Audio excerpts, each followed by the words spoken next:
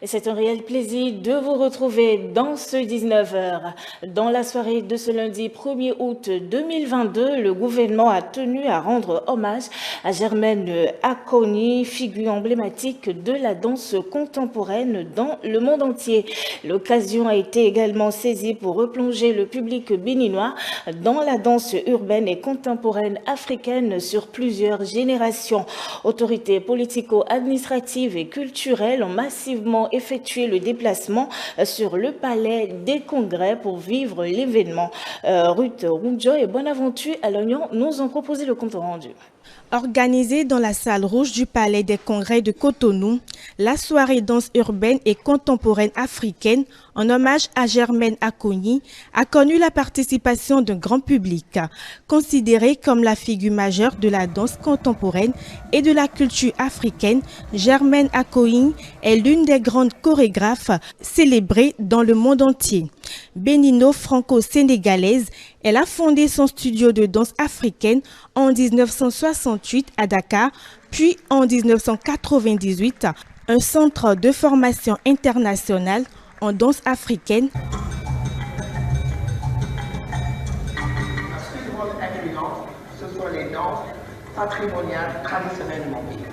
C'est ça qui m'a guidée et c'est ça mon influence, c'est ça mes racines et c'est ça qui est ma base. Parce que si tu ne sais pas d'où tu viens, tu ne peux pas aller.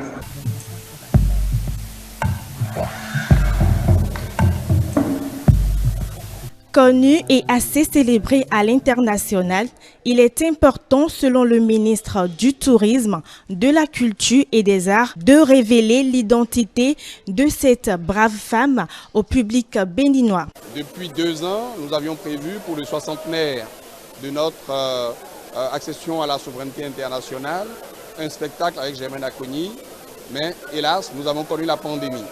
Donc c'est seulement cette année, pour le 62e anniversaire, que nous avons la possibilité de faire connaître un peu plus Germaine Acogny au Bénin, au grand peuple béninois. Parce que Germaine Acogny est connue à travers le monde, elle est célébrée à travers le monde. Mais nous-mêmes béninois ne la connaissions pas suffisamment. Et vous savez que le régime de la rupture depuis 2016, le leitmotiv c'est le Bénin révélé. C'est révéler le Bénin aux Béninois et révéler le Bénin au monde. À cet effet, une parade de danse urbaine et contemporaine africaine de 3 compagnies de danse du Bénin ainsi que la pièce chorégraphique et musicale Songo Kiaka de l'artiste Germaine Acogny ont été présentées au public.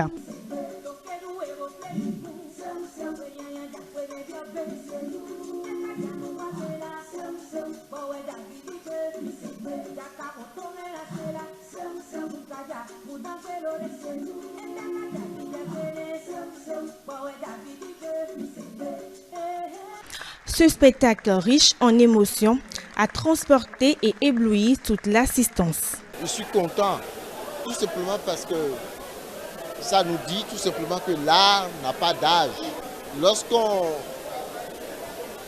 commence dès le matin de sa vie à faire une chose, il faut s'y atteler jusqu'au soir de sa vie.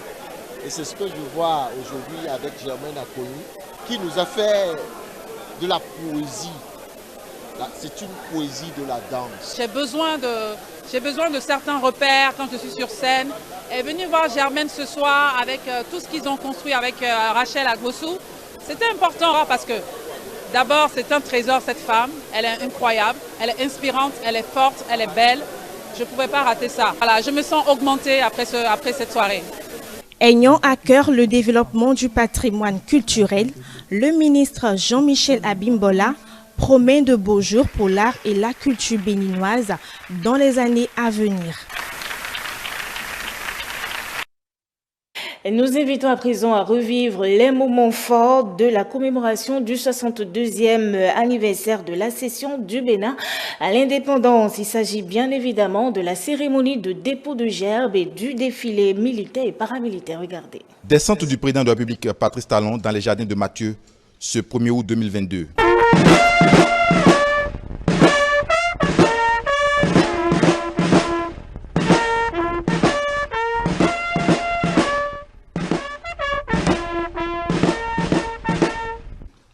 Il est venu sacrifier à la tradition du dépôt de Geb en mémoire des Béninois, dévoués morts pour la patrie.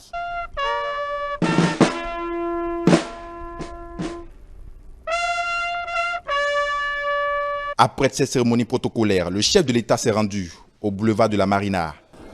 L'atmosphère que présente le boulevard de la Marina ce 1er août 2022 témoigne si bien l'envergure de la cérémonie qui s'annonce. Un parterre de personnalités avec en ligne de mire 2 anciens chefs d'État dans la tribune officielle, attendant impatiemment le président de la République qui ne tardera pas à se faire voir. Patrice Talon, chef suprême des armées, à bord du commande-car, s'affiche. Après la revue de troupes, l'hymne national retentit. Le chef de l'État rejoint la tribune officielle pour le lancement du défilé militaire. Un défilé disparu pendant 2 ans, Covid oblige, et qui réapparaît sous un autre format, sur un autre boulevard, dans un nouveau décor. Sous les sonorités musicales de la police républicaine, les forces de sécurité exhibent les pas dans une belle harmonie. La douane béninoise, dans une grande proportion, les eaux et forêts, représente les unités qui assurent les fonctions de protection de la faune et de son habitat. La police républicaine,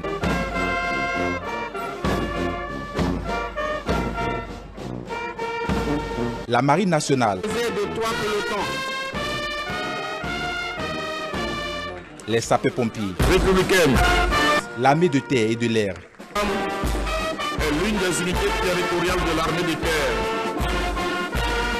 ont tenu en haleine le public qui n'avait d'autre choix qu'à saluer avec fierté son armée.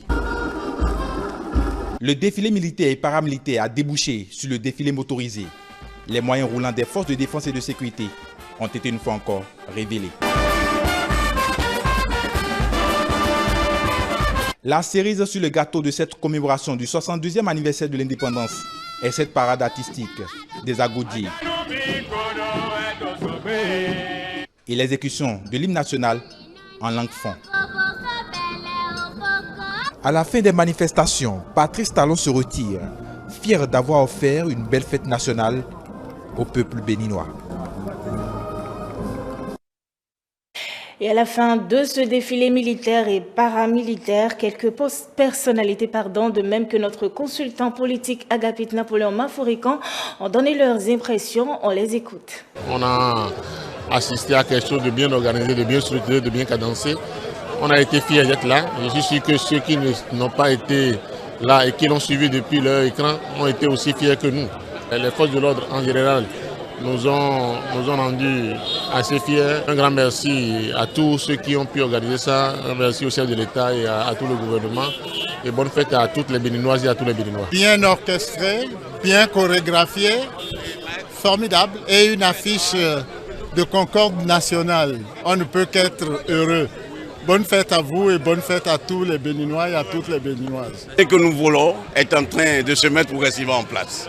Et je pense que la beauté, la discipline, mais aussi l'enthousiasme de tous ceux qui sont là prouve que ce peuple est uni désormais derrière son chef, le président Talon, pour que nous puissions apporter encore de nouvelles victoires.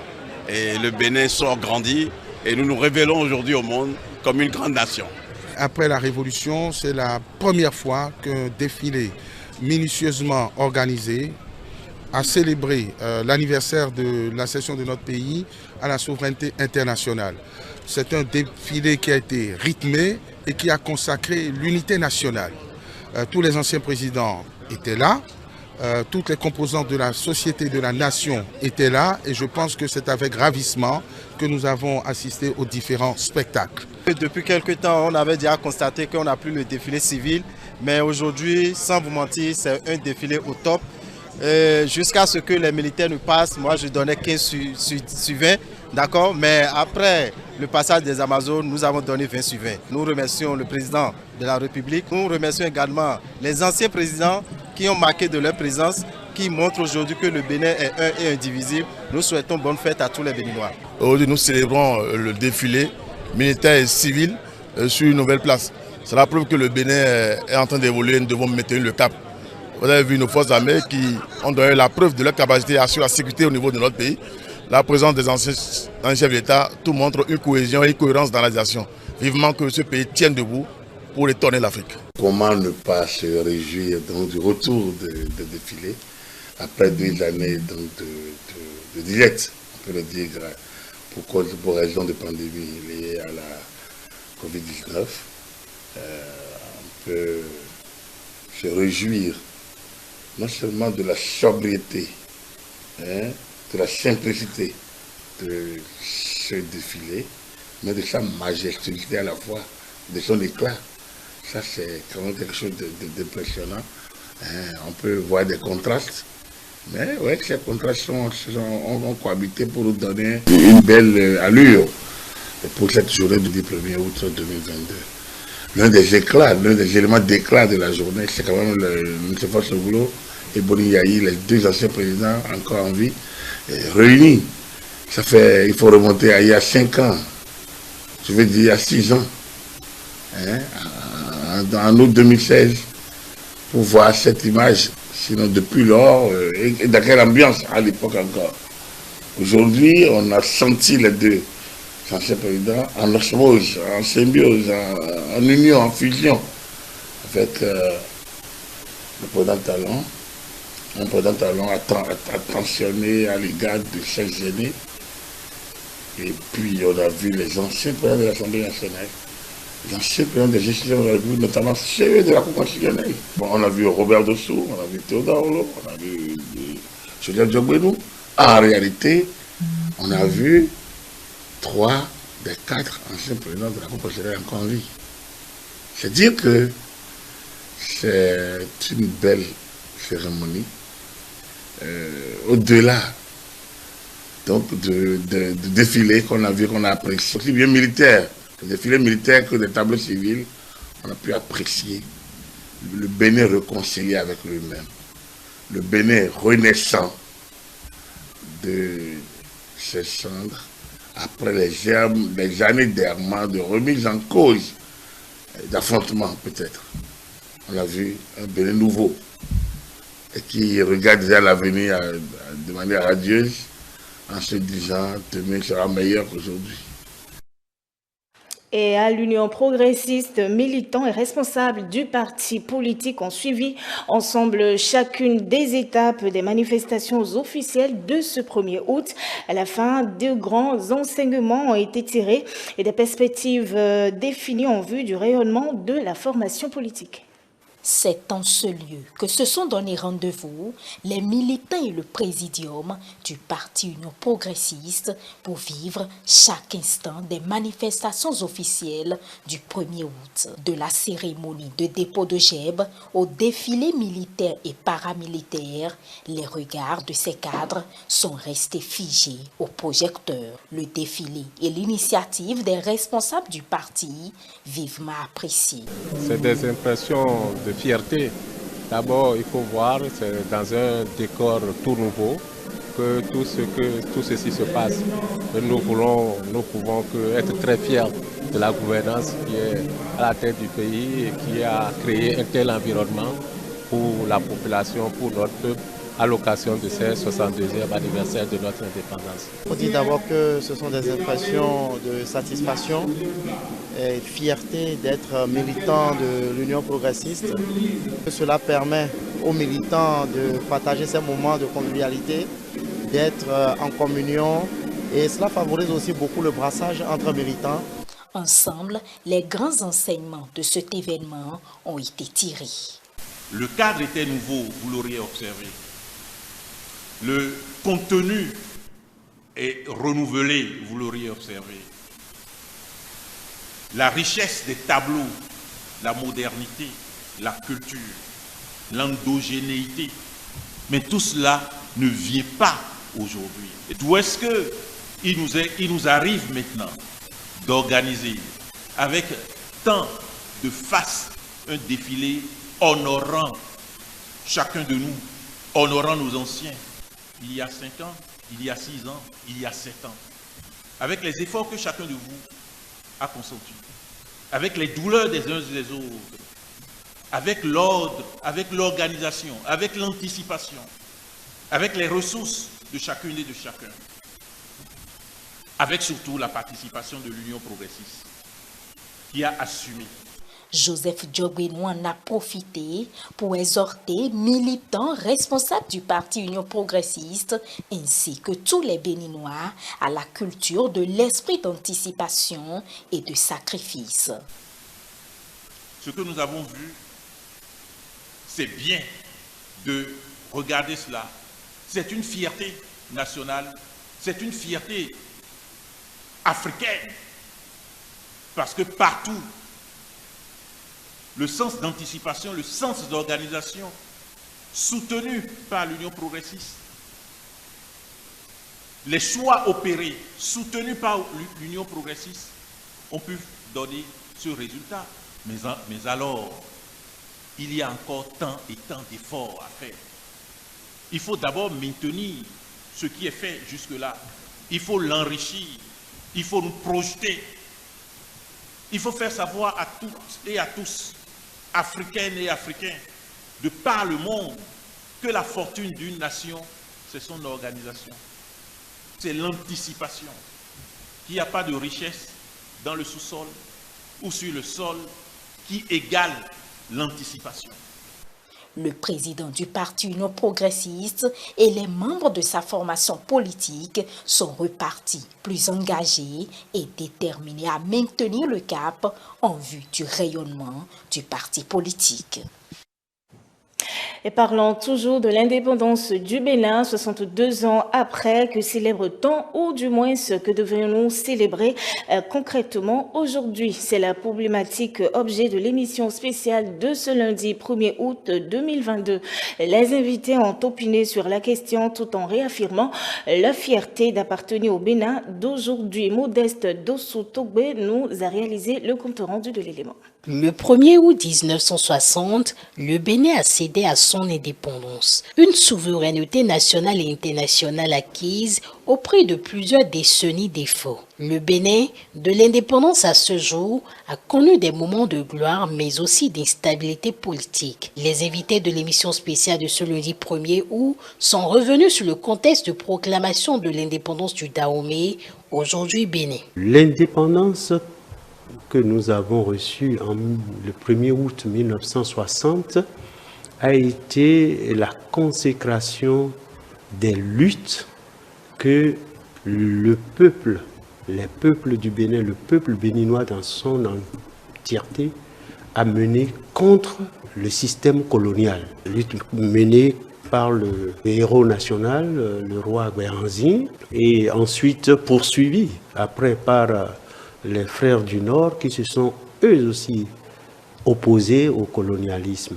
Les femmes, les hommes de ce pays ont lutté à travers des partis politiques, ils ont revendiqué.